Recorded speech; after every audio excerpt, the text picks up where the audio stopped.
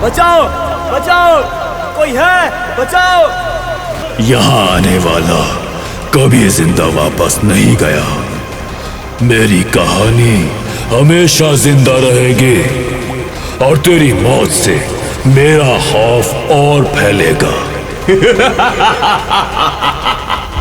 हर गांव में एक कहानी होती है, एक ऐसी कहानी जिसे लोग सच मानते हैं पर बताने से डरते हैं। दादाजी बताए ना, उस तालाब के पास क्या है? सब हमें वहाँ जाने से क्यों मना करते हैं? अरे बेटा, नहीं बता सकता। उस तालाब के बारे में मैं तुम्हें कुछ नहीं बता सकता। दादाजी बताए ना, क्यों नहीं जाने देता कोई तालाब के पास? नहीं बेटा, मैं नहीं बताऊंगा। जाओ, काफी रात हो गई है, जाओ सो जाओ। और अगर जल्दी सो गए तो कल बताऊंगा। सच? कल बताएंगे ना? मैं अभी जाके सो जाता हूँ। हाँ, जाओ अब, जल्दी जाके सो जाओ। हे भगवान, कैसे समझाऊं इस बच्चे को कि ये कोई कहानी नहीं, सच्चाई है, सच्चाई। इस गांव में भी एक कहानी है, एक सच्ची कहानी जो आवाज देकर इंसान को अपनी मौत की तरफ बुलाती है और उसे गांव वाले कहते हैं छलावा। दिन सोमवार का था। प्रशांत अपनी छोटी सी दुकान में बैठा चाय पी रहा था। चेहरे पे उदासी लिए राधा उसकी दुकान पे आती है। अरे राधा, आओ आओ, इतने दिनों बाद मेरी दुकान में। सब ठीक तो है ना? क्या हुआ राधा, तुम ठीक तो हो? चेहरा इतना उदास क्यों है? कहीं पिताजी ने आज भी कुछ कह तो नहीं दिया? रूपा चली गई। क्या? वो तो तुम्हारी सबसे अच्छी दोस्त थी ना, कहाँ चली गई? गांव छोड़कर, हमेशा के लिए। अब वो कभी इस गांव में पलट कर नहीं आएगी। पर क्यों? तुमने उसे रोका क्यों नहीं? छलावा। क्या क्या कहा? छलावा उस पर नजर डाल चुका था।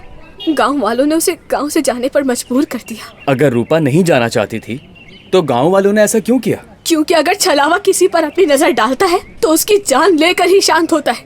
उसने मेरे भाई की भी जान ली थी और अब मैंने अपनी सबसे अच्छी दोस्त को भी खो दिया। अच्छा, अब तुम रोना बंद करो। आज हम दोनों उस तालाब के पास जाएंगे और सच्चाई पता करेंगे। कहीं ऐसा तो नहीं कि गांव वालों ने ऐसी ही कोई कहानी बनाई हो? नहीं प्रशांत, ये कोई कहानी नहीं, एकदम सच है। मैं अपना भाई खो चुकी हूँ। राधा की आवाज कांप रही थी पर उसकी आंखों में डर से ज्यादा सच था। अच्छा तुम बताओ, तुम उस तालाब के बारे में क्या जानती हो? हर पूर्णिमा की रात गांव के उस पुराने तालाब से वो आवाज देता है और जो भी उस आवाज के पीछे जाता है कभी वापस नहीं आता। बस यहीं रुक जाओ। ये सब कहानियां हैं। जब मैं शहर में था तो ऐसी कहानियां रोज सुना करता था। अगर तुम्हें ये बातें झूठ लगती है तो कल मेरे साथ चलो उस तालाब के पास। सच है या झूठ खुद जान लेना। ठीक है, मैं चलूंगा और साबित करूंगा कि ये सब बकवास है। ये कहकर प्रशांत ने अपनी दुकान बंद की और राधा को अपनी बाइक पर घर छोड़ा। कल शाम से पहले मैं तुम्हारी दुकान पर आ जाऊंगी और दोनों तालाब के पास चलेंगे। अरे हाँ, तुम आ जाना। मैं बाकी गांव वालों की तरह नहीं हूँ जो कहानी सुन के डर जाऊँ। अच्छा अभी जाओ, काफी देर हो गई है। अगर तुम्हारे पिताजी ने देख लिया तो वो मुझ पर ही बरस पड़ेंगे। हाँ ठीक है, जा रही हूँ। तुम भी जरा संभल के जाना। प्रशांत राधा को छोड़ के अपने घर चला जाता है। रात के गहरे सन्नाटे के बाद सुबह का उजाला छाता है और राधा बस शाम होने का इंतजार करती है। आज का दिन इतना बड़ा क्यों हो गया? आखिर कब शाम होगी और कब मैं तालाब जाके उसकी सच्चाई जान पाऊंगी? और फिर शाम होने से पहले ही राधा प्रशांत की दुकान की तरफ चल पड़ती है। जैसे ही सूरज ढलता है प्रशांत अपनी दुकान बंद करता है और वो दोनों उस तालाब की तरफ जाने लगते हैं। आज की रात थोड़ी अजीब नहीं लग रही? अंधेरा कुछ ज्यादा ही है ना? आज पूर्णिमा की रात है और वो छलावा आज ही की रात किसी की जान लेता है। अरे राधा, अब तुम डराओ तो नहीं। दोनों चुपचाप चल रहे थे। मिट्टी का रास्ता, चारों ओर सन्नाटा। वो दोनों चलते चलते आखिर उस तालाब तक पहुंच जाते हैं। राधा प्रशांत से कहती है, याद रखना पानी की तरफ मत देखना। क्यों? क्योंकि वो वहीं से बुलाता है। तालाब सामने था, काला पानी, बिल्कुल शांत, जैसे किसी चीज का इंतजार कर रहा हो। राधा, तुमने सुना? हाँ, वो तुम्हें बुला रही है। प्रशांत ने जैसे ही उस तालाब की तरफ देखा, उसका खून जम गया। राधा का चेहरा इंसानी नहीं लग रहा था। वो छलावा राधा के अंदर समा चुका था। मैं कब का मर चुका हूँ प्रशांत। कब से तुम्हारा ही इंतजार था मुझे। पूरे गांव में तुम ही थे ना जिसको मेरी कहानी पर यकीन नहीं था। राधा, राधा, ये तुम्हें क्या हो गया है? अब तुम्हारी दोस्त राधा इस संसार में नहीं रही। वो मर चुकी है। ये मैं हूं, छलावा। अचानक पानी से एक काला हाथ निकला और प्रशांत के पैर पकड़ लिए। वो चीखा चिल्लाया, बचाओ, बचाओ, कोई है, बचाओ। वहाँ उसकी आवाज सुनने वाला कोई नहीं था जो उसकी मदद को आ पाता। फिर वो गिड़गिड़ाने लगा और माफी मांगने लगा। क्षमा कर दो मुझे, गलती हो गई मुझसे। बस एक बार जाने दो, मैं वचन देता हूँ, आज के बाद यहाँ रात में तो क्या, कभी दिन में भी नहीं आऊंगा। क्षमा कर दो मुझे, क्षमा कर दो।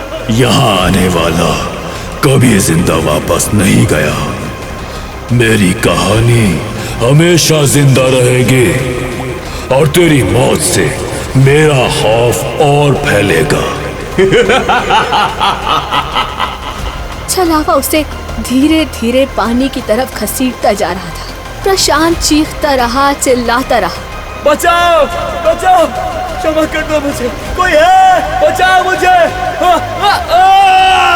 प्रशांत अब पानी में डूबता जा रहा था। उसने ऊपर देखा तो वहां राधा की लाश पेड़ पे लटकी हुई थी। प्रशांत देखते देखते पानी में गायब हो गया। दोनों मर चुके थे। अब चारों ओर सिर्फ खामोशी थी। यहाँ मेरी कहानी सच्ची है। जो भी इसे मजाक समझेगा वो जिंदा नहीं रहेगा। रात का अंधेरा खत्म हुआ। सुबह होते ही गांव वाले तालाब के पास जमा हो गए। उन्हें वहां एक पेड़ पर राधा की लाश मिली और तालाब के पास कुछ निशानात। अरे ये तो राधा है, रामू काका की बेटी। बेचारे रामू काका, पहले उनका बेटा और अब राधा भी चली गई। अब रामू काका को कौन बताएगा कि उनकी बेटी इस संसार में नहीं रही? और कौन बताएगा? मुखिया जी ही बताएंगे। चलो राधा को उतारो, मुखिया जी के पास चलते हैं। गांव वालों को पता ही नहीं था कि राधा के साथ साथ प्रशांत भी अपनी जान गंवा चुका है और उसकी लाश तालाब में है। फिर एक गांव वाले को तालाब के पास कुछ नजर आता है। अरे रुक जाओ, वो देखो, वो क्या है? मुझे लगता है किसी का हाथ है। गांव वाले प्रशांत की लाश को तालाब से निकालते हैं और गांव में ले जाते हैं। और आज भी हर पूर्णिमा की रात वो छलावा किसी नए शिकार को बुलाता है। कौन आएगा आज रात मेरे पास? अगर आपको ये वीडियो पसंद आए तो प्लीज लाइक करें, चैनल को सब्सक्राइब करें और इस वीडियो को अपने दोस्तों के साथ शेयर करें। अपनी सजेशंस कमेंट सेक्शन में जरूर बताएं।